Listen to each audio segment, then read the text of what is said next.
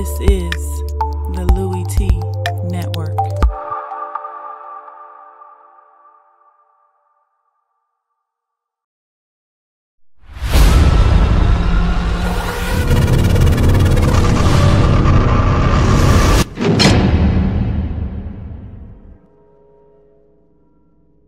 Who else could it be?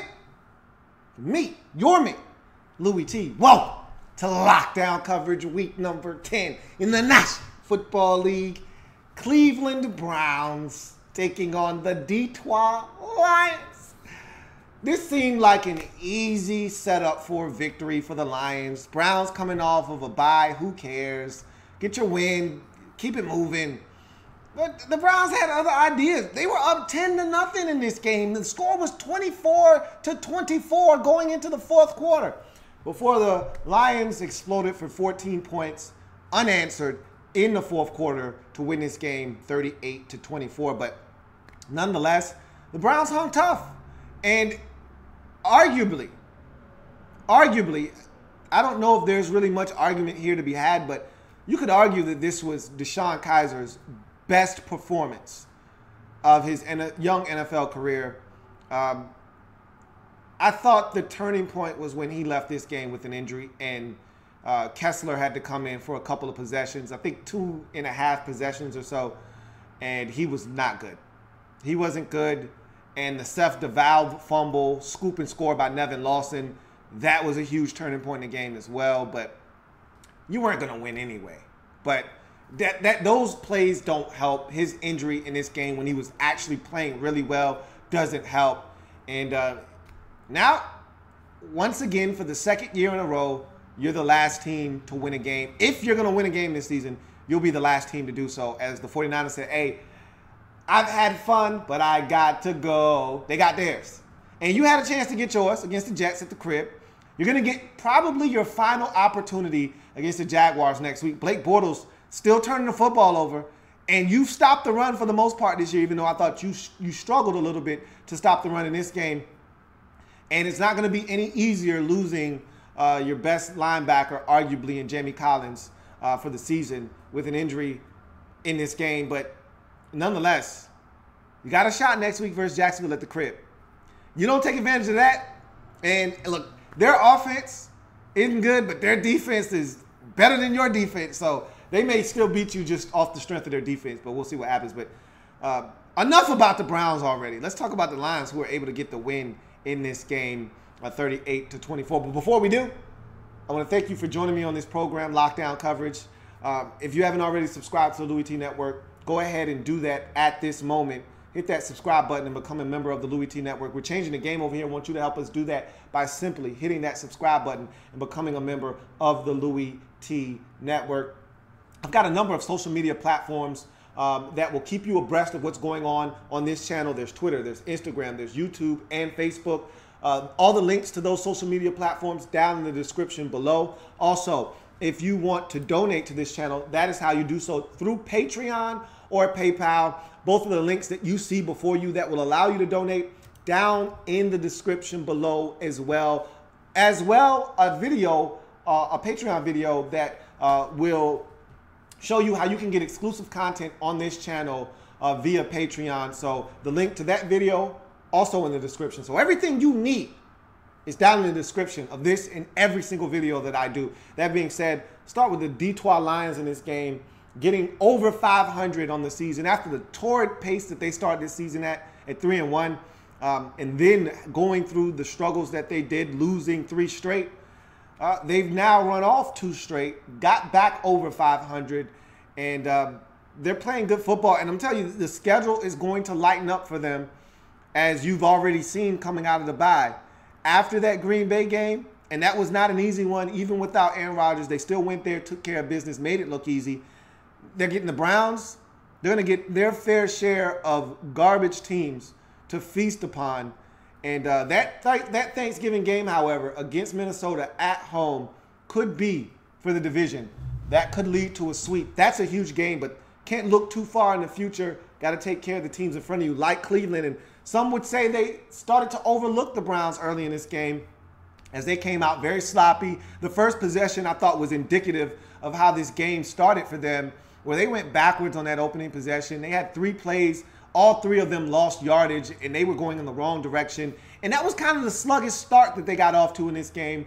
But I was very pleased with the run game. Even though some of those runs, those chunk plays, were called back due to penalties, I thought they were outstanding in the run game. And they're getting better as a team running the football. And I like that. I thought both teams actually ran the football very effectively. The Lions have been one of the better run-stop teams along with the Browns in this league. Both teams, I thought, ran it. The Browns really crushed the Lions on the ground. We'll talk about that a little bit later on. But I thought the Lions did some good things on the ground. Theo Riddick had some nice carries.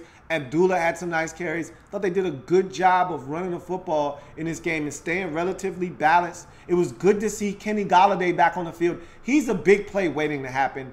And I know Stafford loves having a big target like Golladay back in the lineup and a guy that can stretch the field. And you saw that catch, that 50-yard catch he had down the sidelines. You haven't seen big plays vertically like that in the passing game since Golladay left the lineup in week 1. You could argue the week 2. I don't know if you had a big play in that game. I think you did against the Giants on a Monday night. But the big plays in this offense vertically, not like the Golden Tate screen that you threw and he took off to the races for a touchdown in this game. Not talking about big explosive plays like that. I'm talking about the vertical plays where Stafford is throwing the football 30, 40, 50 yards down the field and allowing the receiver to go get it. Golladay gives you that kind of ability, and so it's good to see him back in the lineup after missing about a good 8 games with an injury. So good to see him back in the lineup. Good to see Eric Ebron contributing, even though this is going to be his last year in Detroit. He's still a mismatch, okay? Say what you want about him, his lack of blocking, his inconsistencies, the drops, all the things that he's done to have him out of favor in Detroit.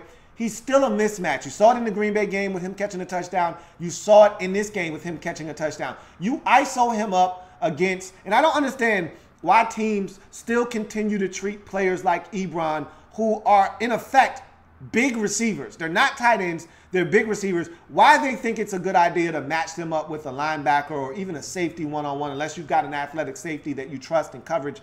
Why they continue to do that is beyond me. If you see a guy out there like a Jordan Reed, you see a guy out there one-on-one like an Ebron, who essentially, for all intents and purposes, is a receiver, why would you put a linebacker on him, which is a guaranteed mismatch one-on-one? It's easy money. Stafford with a great throw. He runs under the football, makes it look easy, touchdown. I don't understand that, but a great usage of a guy that is in the doghouse in Detroit and in Eric Ebron. And I thought they did some good things offensively in this game. They made it interesting for 3 quarters, but when they had to make plays, the defense stepped up, got pressure on Kaiser, got him out of the ball game temporarily.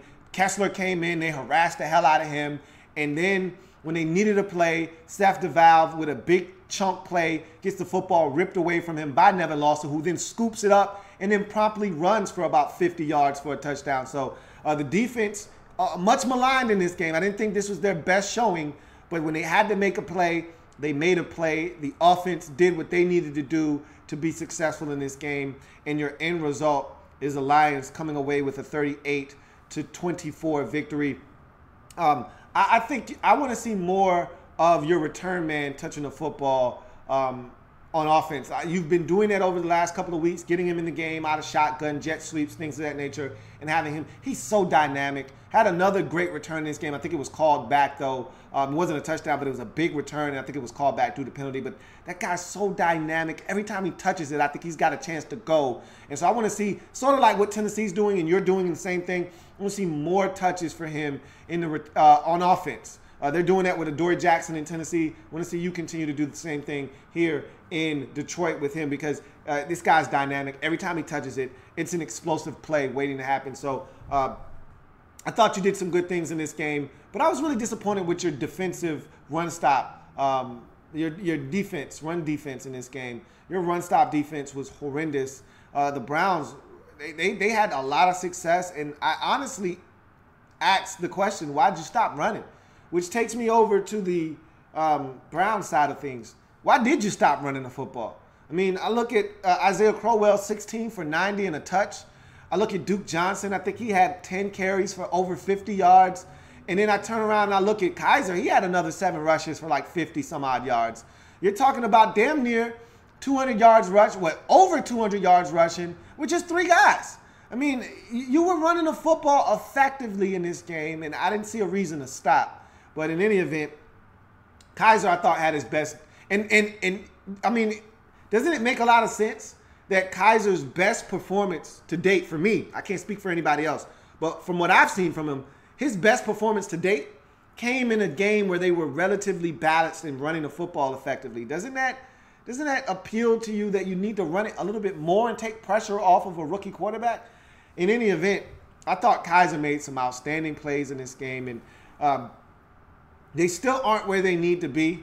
You make a great throw on the first possession of the game to, I want to say it was to Sammy Coates. Helmet comes off. You're down to about the 7-yard line. You got to find a way in the end zone there. You can't settle for a field goal. You're not good enough to squander those types of opportunities. That needs to be 7. But in any event, you had to settle for a field goal there. But for the rest of the game, it was touchdowns for you when you got down there. And that's what you need to do. You got to cash in those opportunities. You can't afford to settle for field goals. But nonetheless, I thought offensively you did some really good things. The injury to Kizer really hurt you in this game because I thought offensively you had it rolling. The Seth DeValve fumble and the requisite scoop and score that came from it, that was a backbreaker. But the field goal fiasco before halftime, what the hell are you doing? See, this is why I say every week Hugh Jackson has no clue. And I love Hugh, and I want him to figure it out before it's too late. But it's situations like that where I say, Hugh, you got no clue. You got no clue. So for those of you who haven't seen it, they did the most Cleveland Brown thing ever before the half, right? So they got no timeouts. And the ball is at the 2.5-yard line with about, let's call it 8 seconds left on the clock, right? So they got the football. I don't know what the hell they're thinking at this point, right? But clock stopped. They run a quarterback sneak with the, listen to me, from the 2.5-yard line, no timeouts. Let's call it 10 seconds. I think it was 8, but let's call it 10 just to be generous. 10 seconds from the 2.5-yard line, no timeouts. They run a quarterback sneak with Deshaun Kizer. He gets stopped at the 1. You think the Lions are going to get up off the pile easy? You think the Lions are going to allow him to get up and get set and snap the ball? Hell no. Everybody's taking their precious time getting up. What are you doing, quarterback sneaking with no timeouts? The play is throwing to the end zone. It's either complete in the end zone or incomplete in the end zone, but nothing in the field of play. You have no timeouts. You ran a quarterback sneak. And you want to know why you're 0-9? Jesus. My God. Anyway. Defensively, I was disappointed that you gave up the amount of rushing yards you gave up. And it's not like they killed you like you killed them on the ground, but this isn't a great rush offense in Detroit. Yet I thought they had some really good games on the ground. And really, it took a lot of the pressure off of Matthew Stafford. He didn't throw it a ton in this game. He only threw it like 25, 27, 29 times, somewhere in there. Something like 27 times in this game. He didn't throw it a bunch. He didn't have to because they ran it effectively. And they had chunk plays. The Golden Tate chunk play. The Golladay chunk play. They had chunk plays in this game. So it limited the amount of times he had to throw the football because you can force him into some mistakes. You picked him off one time in this game. You can force him into some mistakes. But when you give up chunk plays, when you allow them to run the football as effectively as they did in this game, the Ebron touchdown, that was a chunk play. You can't give those up and expect to win on the road against teams that are better than you. You can't make the field goal fiasco before the half and expect to win on the road against a team that's better than you. You can't get down to the 7-yard line, 1st and goal from the 7 or 5-yard line on the first possession and settle for a field goal against a team that's better than you. You can't have the Seth DeValve strip, force fumble, scoop and score, and expect to win against a team on the road that's better than you.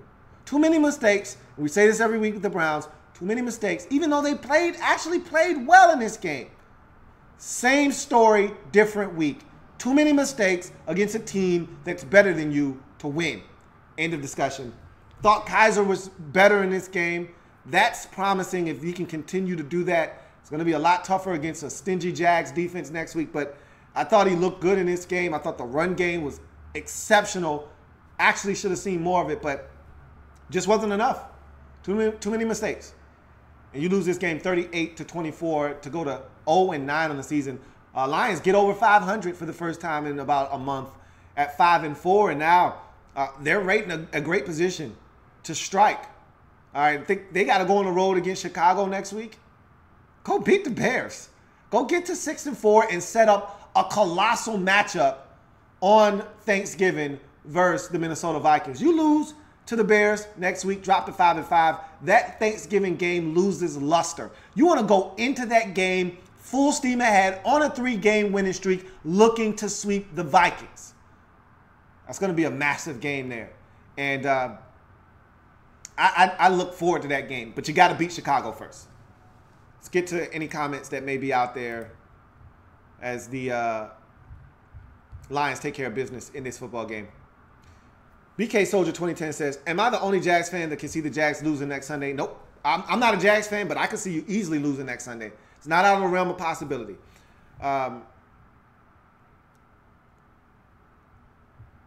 Yeah, Agnew, and I see your comment. Use the hashtag LouieTLive if you want your comment to be read. But Jamal Agnew is just one of the most dynamic return men we have in this league right now. I'll put him up there with anybody. You want to show me Hill in Kansas City? You want to show me the Titans return man, Adoree Jackson? I'll show you Jamal Agnew. Okay, I'll put him up there with anybody because this guy's dynamic, and I just want to see him touch it more. Because every time, even on offense, when he touches the football, I think something big's going to happen.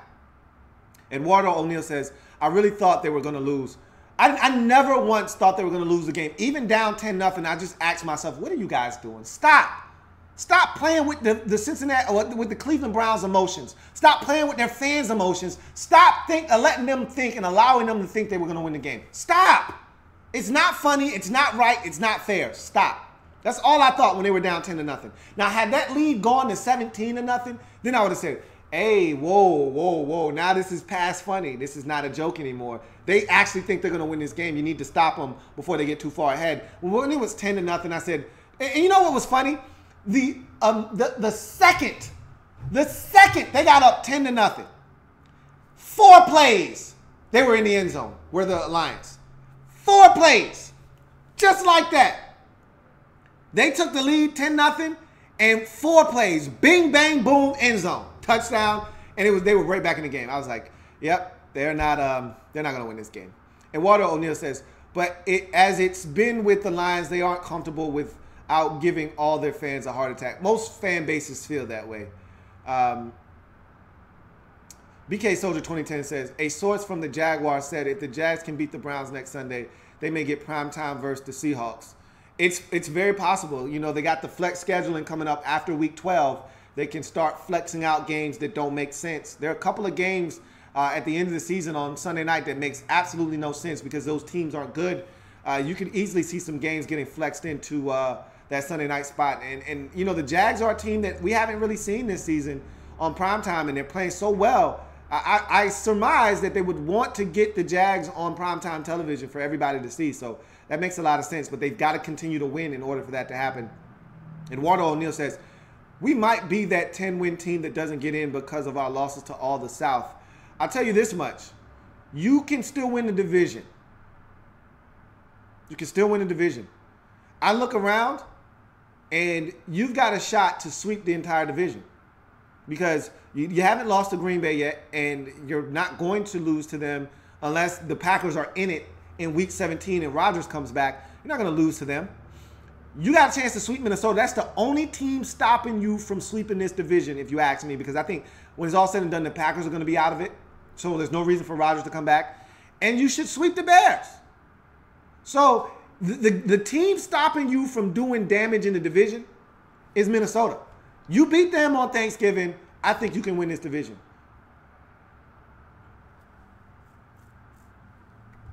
Nathan Long says, I don't think the Browns are going to get a win this year. I'm not even a Browns fan. Says I'm a Saints fan, but I just want them to succeed.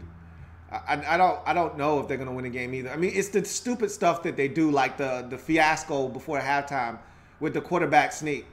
You don't have a timeout. What are you thinking?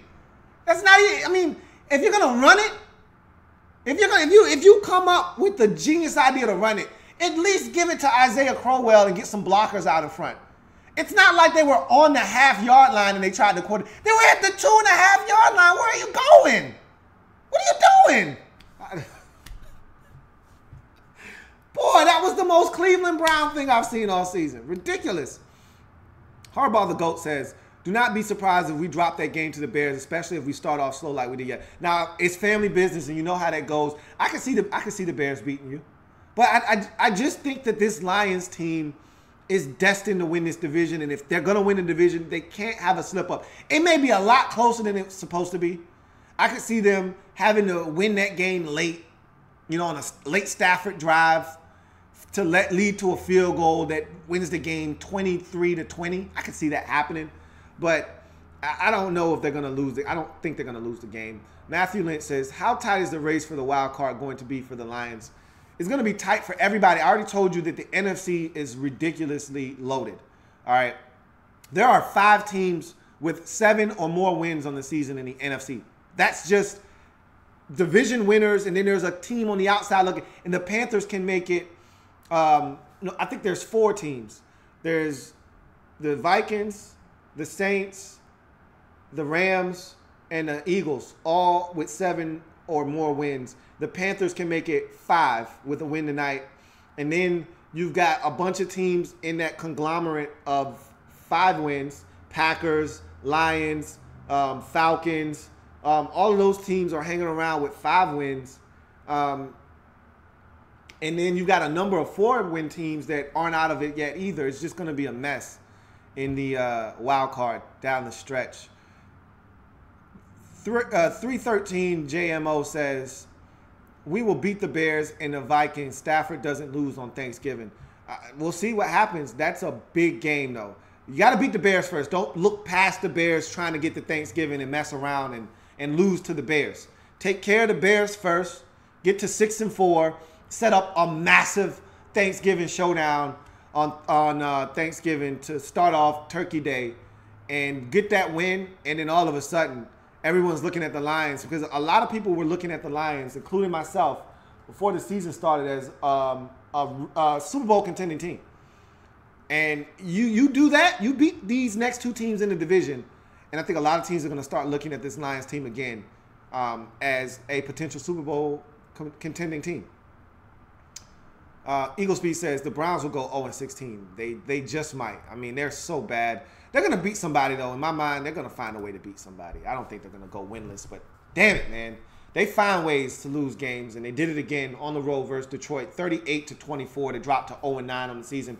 Lions finally get back over 500 at 5-4. Got the Bears on the road next week. They take care of that one. Then they're home, short week, short turnaround, home for the Vikings on Thanksgiving, looking for the season sweep over the Vikings. Could be a massive game, but first have to take care of business against the Chicago Bears on the road in Soldier Field.